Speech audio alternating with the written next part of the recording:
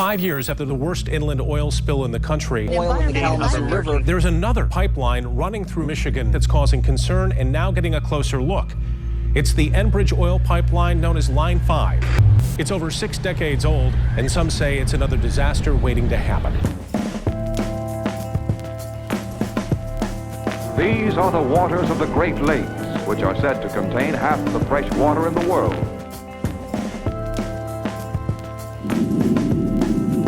Oil is a great industry, supplying the needs of people throughout the world. A Calhoun County river rushing with a sheen of oil tonight. Crews are now scrambling to contain this spill. Wildlife has been affected. Birds and fish have been coated in oil. 877,000 gallons of oil into the Kalamazoo River. This is a significant incident.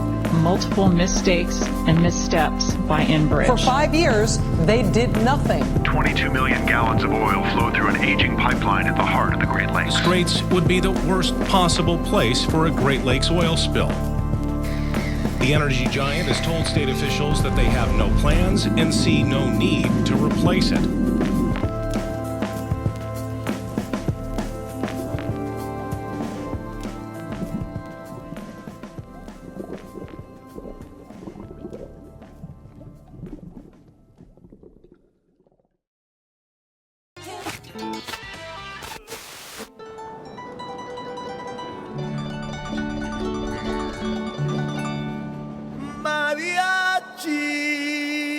Always hate the environment. Welcome to sunny Ventura, California. Home to world-class waves with empty beaches and our main characters, Paul and Colin. Paul works at Patagonia and spends all of his free time climbing rocks or running trails. Colin is a filmmaker and is either seen holding a camera or a surfboard. The pair grew up in Michigan, but now call the beaches and mountains of the West home, and more often than not, a sleeping bag, their bed. Sounds like I might be the narrator of this movie, but I'll let these guys take it over for now. A couple years ago, I was helping to manage the environmental grants program at Patagonia, and an application came through from this group in Traverse City called FLOW, for Love of Water. I'm Liz Kirkwood. I'm the executive director of FLOW, for Love of Water, and we're a Great Lakes Water Law and Policy Center based in Traverse City, Michigan. So Line 5 is Enbridge Energy's pipeline, which starts in Superior, Wisconsin, traverses the upper peninsula of Michigan, drops through the Straits of Mackinac, and surfaces back again on the lower peninsula and goes on out to Canada. This issue really came into focus after Enbridge's Line 6B Kalamazoo spill. It was the largest inland oil spill in U.S. history, and it followed 3 months after the BP Deep Horizon disaster. It sounded the warning alarms for many people in Michigan. The line was put in 1953. It was estimated that it would be good for 50 years. It's 63 years now. So our interest in the pipeline obviously is anywhere the pipeline transit underneath a creek, a stream, a river, or it crosses under a major body of water like the Straits of Mackinac. When you talk about any oil response, time is of the essence. You have really strange currents going on in the Straits. Really what you're talking about is Lake Michigan, Lake Huron connecting, and you get this movement of the water. It's a very complicated response. It's not like the oil's simply going to move in one direction. There are currents in the Straits that exceed the currents at Niagara Falls. This line is moving and it's being scraped against the bottom of the lake, these rocks, for 50, 60 years. Imagine if you have 8 feet of ice and you had a pipeline break. What would you do? If I have complete ice coverage, if I don't have any open water, it's very difficult for us to identify where the oil is. There's an inevitability about this pipeline, and that it wasn't designed to last forever. You start to wonder, when is this line really going to fail? And Enbridge would like to say it's never going to fail, and that's not my experience in life. That line will fail. Line 5 goes through some of the most pristine watersheds in the United States, in the world. You know, it goes through the heart of the Great Lakes. To have an oil spill here would be devastating. So we did extensive legal research and discovered this 1953 easement was held in public trust. That meant that the state had a legal obligation to all of us as citizens and beneficiaries to protect that resource forever. If The private interest is threatening to pollute or harm or impair the resource, the state of Michigan has a legal duty to do something about it. Liz came to me and said, we're really in need of some more public outreach, a tool to engage a broader audience than the typical environmentalists. What if we made a film about this? Let's not make the standard negative film. We didn't want to do that. We wanted to make something positive, and we wanted to affect change through positivity. So the idea became, what if we take this trip, 515 miles, all without fossil fuel, from the start of the pipeline to the Straits of Mackinac. We'd sail, rock climb, bicycle tour, trail run, mountain bike, surf, move ourselves with our bodies, and talk to everybody we meet along the way that would be affected by an oil spill. To be able to share a story with people about these places that mean so much to us, that it might inspire them to get involved in protecting these places as well. We've decided to make this film to raise the awareness, but also call people to action to put pressure on the state of Michigan. We pitched it to Patagonia and they took interest in it, and we got a grant. My name is Jeff Halstead. I'm an artist. I'm also an apparel graphic designer at Patagonia, where I also serve on the Environmental Media Grants Council. Patagonia is a member of 1% for the Planet. We get to review grant proposals from those organizations that use creative as a tool for environmental activism. Poster design, t-shirt design, how to spread your word. Those types of design resources can help tell that story in ways that shout above one person's voice. Grassroots is everybody. The designer to the factory worker to the accountant, everybody has something to lend. All of a sudden we had this small amount of money that we could actually flesh this idea out with and put together a little crew and kind of start planning out the route and to actually make it a reality. This is happening. It was almost more than just an idea. It's like, okay, we are joining in this movement and we can play a critical role in decommissioning Line 5. Can you guys hear me? Yeah. Yep. Here's the issue. Here's what's at risk. We want to put pressure on the state of Michigan to uphold their public duty. This is an ambitious project because, on the one hand, you're celebrating the beauty of the place and then also, in the end, hoping to drive action.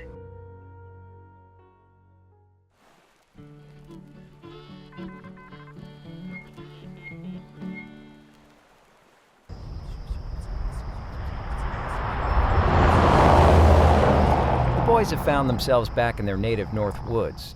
Now, they could only find their ride.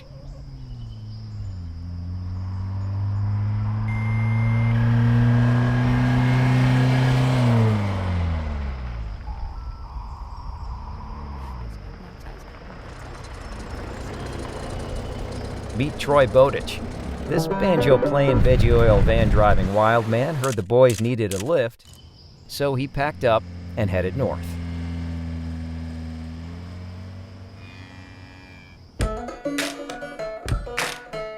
It's been almost 24 hours since Colin got to surf, so naturally they went straight to the lake to check the waves.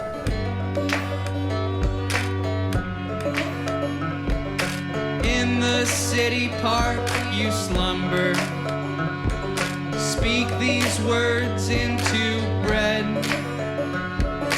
Every day heart beats in time. Each of us the same design.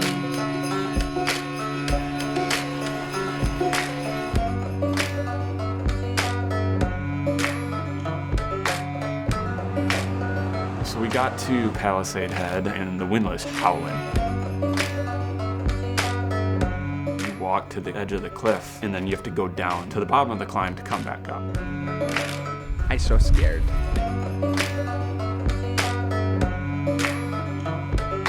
Every day heart beats in time.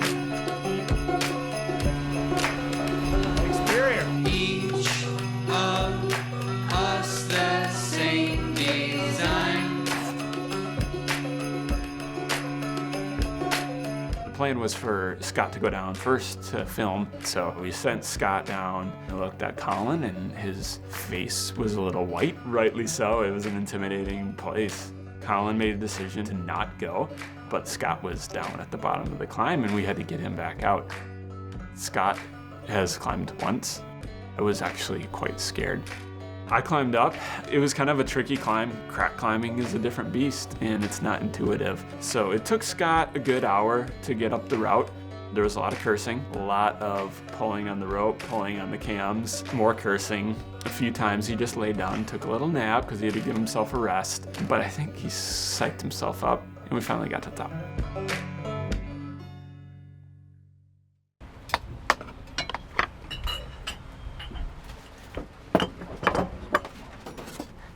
Out of all the places that we've sailed, we've never found a place that we like more than Lake Superior.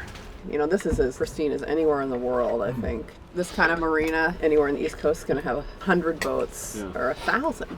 It's hard to imagine living somewhere else after you've lived here. You know, there's just this magical thing about Lake Superior, and it's people's recreation and it's their livelihood. I mean, this is how we make our living, and one little burp with oil and we're done. Once it happens, it's like suddenly everything changes. You can no longer call it the pristine lake. You can no longer drink out of it. You know, I mean, we'll drink right out of the lake.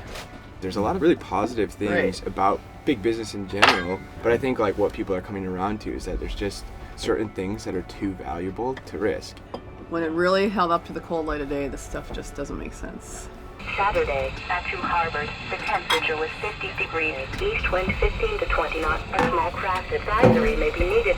So what we just heard was the near shore, so they're saying 15 to 20 along here within 5 miles. Okay. For this boat, that's actually good sailing. Okay. Right. But what they're also saying is by mid-afternoon out here, it's going to be 20 to 30.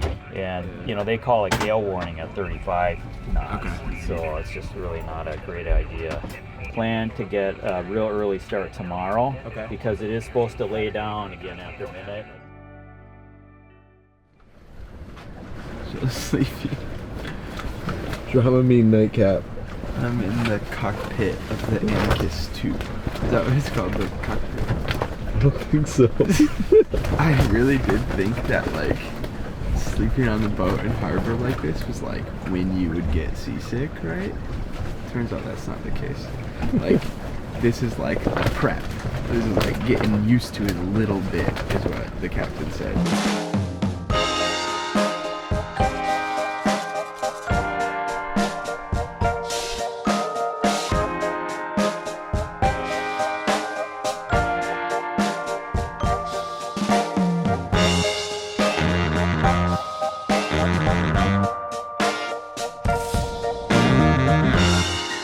Obviously, our livelihood is on the lake. If a spill were to happen, our business would be over. The perception of the pollution would be enough to steer people away from wanting to go out on the lake.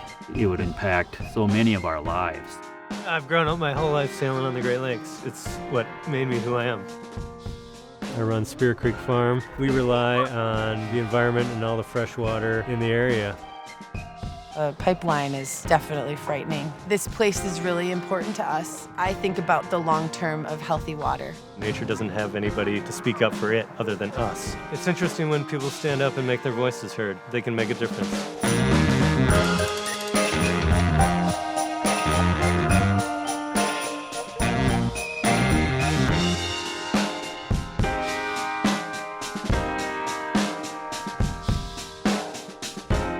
Getting to spend time with the Gordon family in the place they love the most, doing the thing they love the most, was really inspiring.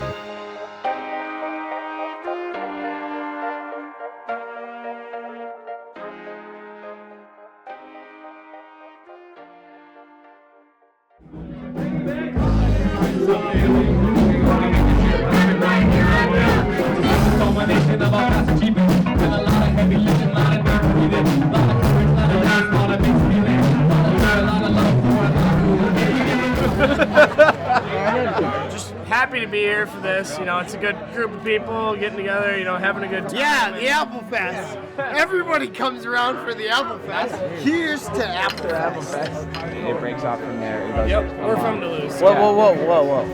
There's a pipeline that starts in Duluth. Yeah. It goes underneath the UP. Okay, I didn't even have an idea.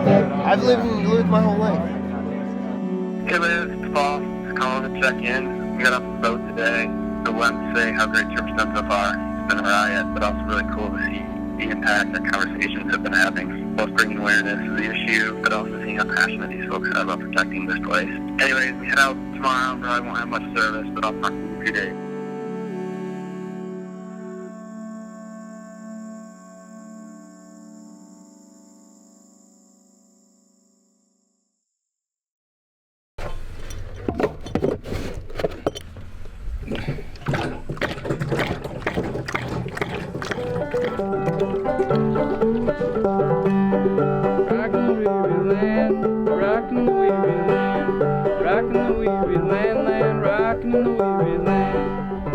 After a couple of rough nights of sleep and a handful of Dramamine, the two were happy to be back on solid ground and fell quickly into the rhythm of the road.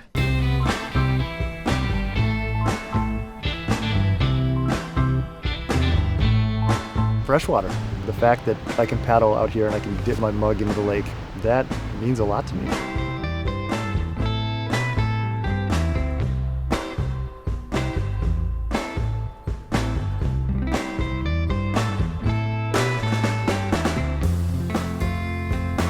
Today, the boys are on bikes and headed to Sylvania Wilderness Area.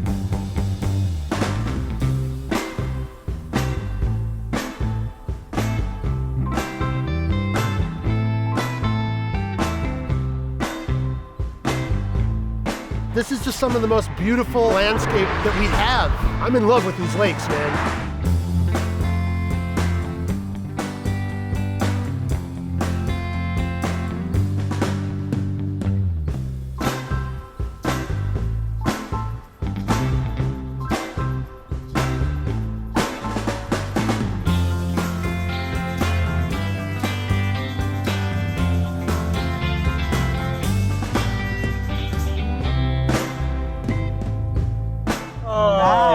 Have you guys never made deluxe mac and cheese? I got the good shit for you.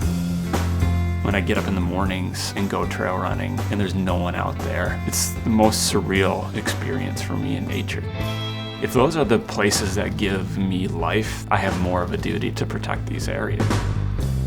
Mountain biking to me has become almost like inland surfing. You know, the speed and the flow and picking lines. Honestly, it's the only thing that keeps me sane when I'm away from the ocean.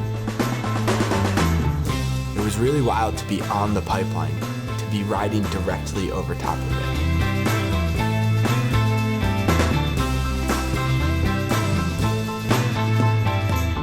We just kept thinking to ourselves how absolutely crazy it was that this pipeline runs right through our backyards.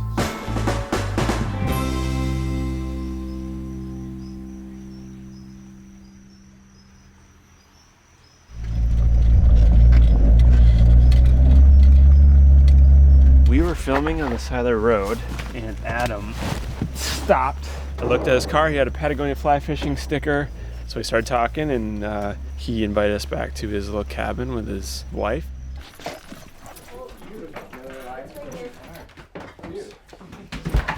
Sorry, they're a little Yeah, I just saw him filming on the side of the road. Well, welcome. Glad to have you. So we're just on a journey. We're showing the area through the lens of beauty, of recreation. These are the Great Lakes. This is, you know, pristine water. Like, we need to do what we can do to protect it. So what happens if the oil pipeline were to burst? Because it's not too far from here. I grew up here. Everything that I learned, everything that I am, is this place. I couldn't imagine not having the wildlife or the flora, everything. It's a beautiful place. There's no place like it, and I don't want you to tell everybody that, because then everyone will come here. We don't even know what we have here. This is more beautiful than we could probably ever even imagine. This is something my family has worked on for 25 years together. I love this place. You can see how the water splits off, and you can see the interconnectedness of it. You know, that river is one of the reasons why he chose this property, why this was the place he wanted to buy. And without it, it wouldn't be the same.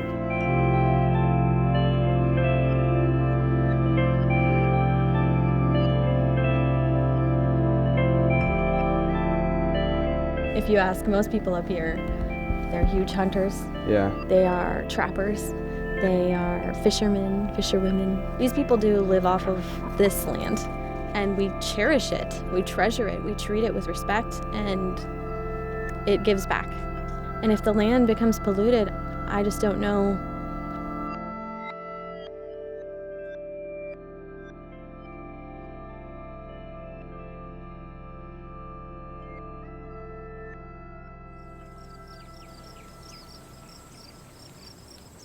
A much-anticipated storm was about to hit the northern shores of Lake Michigan as Timmy Folkert, a surfboard shaper and fellow Great Lakes surfer, joined the crew. Let the wait for waves begin.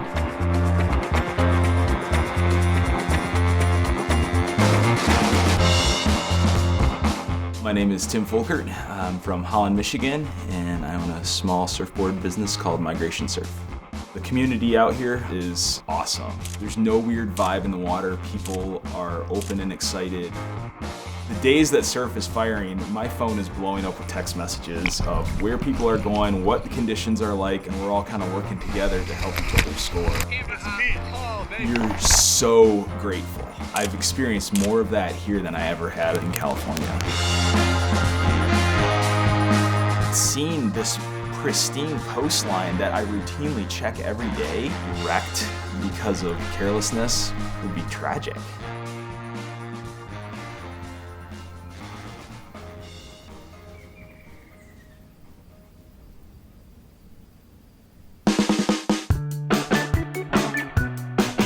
We're going surfing. We're going surfing. C'est bizarre, c'est fou. Je vous imaginais plus romantique, moins con. Surtout je vous voyais plus athlétique, romantique, authentique, érotique, athlétique.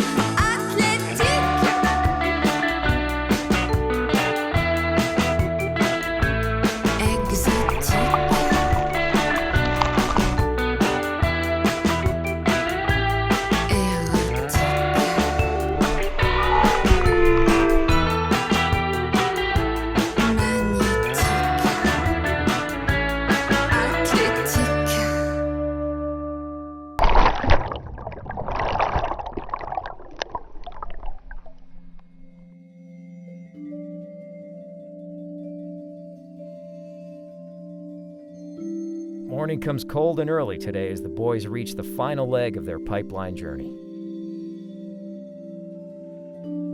Paul's parents met us at the Straits and helped us rig our little boat. Even though it was only 5 miles of the total trip, it was definitely the part that I had thought of over and over again. This was the stretch that initially caused us so much concern that we became involved. Where 23 million gallons of oil a day run straight through the Great Lakes. This place is a stark reminder of why we are here.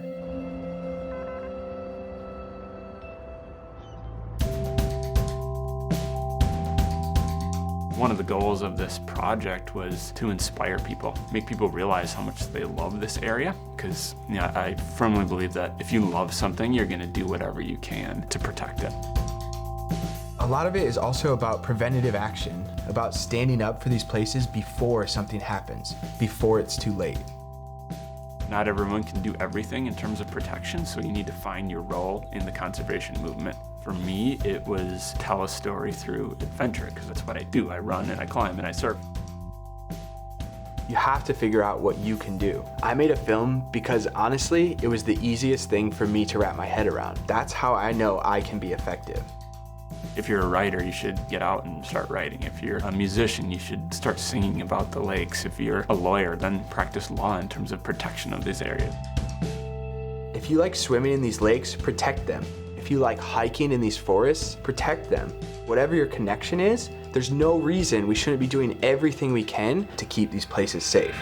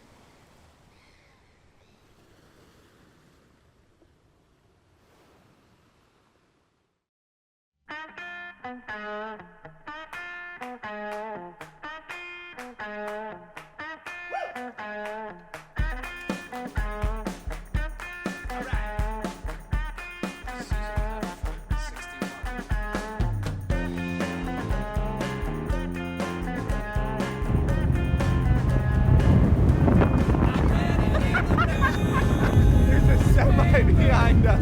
Hey boys! Drinking my tail feathers, boys. I'm so scared. I'm so scared. It's really scared right now. It's gonna go poop. Hey, are you, is Colin coming? Well, we're doing it. You gotta climb out now, Scott.